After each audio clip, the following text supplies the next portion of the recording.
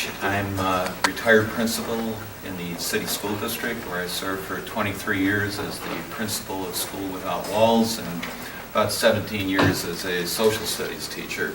I'm also the chairman of the Coalition for Justice in Education. We're a local grassroots organization that is primarily concerned about informing the public about educational issues and lobbying with legislators, and also just supporting groups like this, Spencerport teachers, for any progressive movement with enhancing education for young people. First of all, congratulations to the Spencerport teachers for doing this. You're truly a model.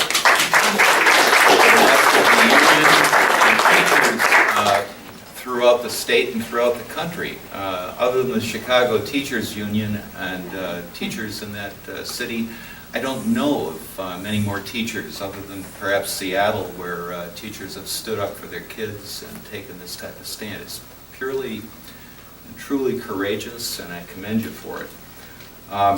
As far as my quick talk, that I hope it's going to be quick, I entitled it, What's the Buzz? Tell Me What's Happening, because I think there's a lot of folks who really don't understand what's behind all of this, this courageous move by the Spencerport teachers. Why are they so frustrated that they would hold a public forum about their concerns? And why do many teachers, parents, and concerned citizens want to change what our government leaders have decided is best for our children? Our government leaders, the Board of Regents, New York State Legislature Education Committees, the Governor, U.S.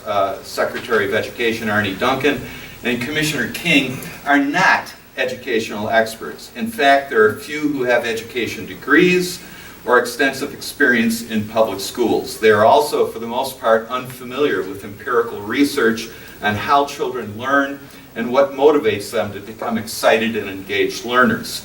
Furthermore, they appear to be ignorant about what best motivates teachers to be excited about their roles and what would attract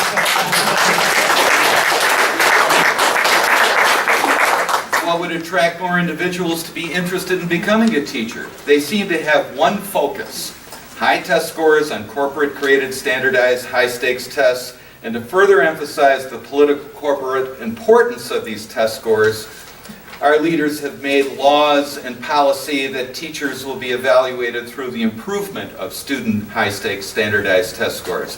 This has become the universal objective of public education in the United States, despite the fact that this intensive factory-like test prep, one-size-fits-all environment, A, narrows the curriculum and focuses student learning mainly on lower-level thinking skills and memorization. B, decreases the emphasis of student interest and need, like music, art, citizenship, and character development. It also decreases student interest and joy in the classroom, makes schools more factory-like and unmotivated and even boring for many students. It discriminates against those students who are special needs, English as second language students, and who have learning types other than test prep. This also results, and this is called Campbell's Law, it results in the perversion and corruption of the learning process through more cheating, test prepping, and reducing students to commodities versus that of being unique individuals. It also diminishes the attraction of teaching profession to those who want to use creativity and professional judgment with standards, curriculum, and assessments and teaching strategies. There are some school districts that are using scripted learning to teach Common Core and meet their objectives.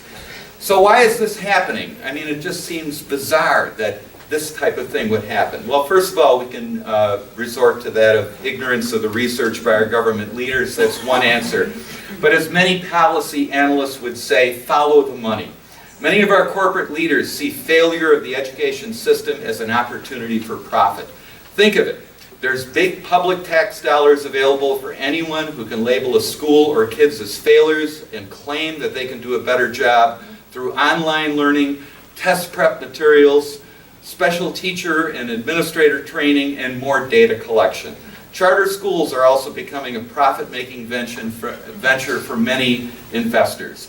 Bill Gates and Microsoft, for example, have pumped billions of dollars into public education for what? profits for more online education and data collection through Microsoft. And our politicians are influenced by the corporate lobbyists and their political contributions. That's the reality of all of this. So what can we do about it? That becomes the big question. Stand up, as the Spencerport teachers are doing, and call the question.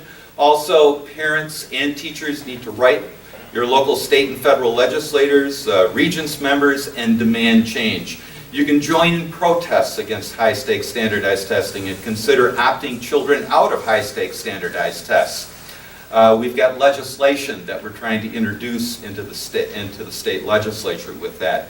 Read and research and share it with education and political leaders and your friends, and support, this is my own opinion, a little political marketing here, but support the candidacy of Zephyr Teachout, who will be running against Andrew Cuomo in the upcoming primary for the Democratic nomination of Governor of New York State.